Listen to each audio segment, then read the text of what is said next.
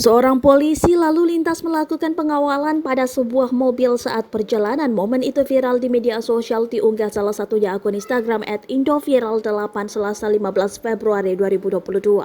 Terlihat dalam aksinya polisi itu berada di depan mobil yang berjalan.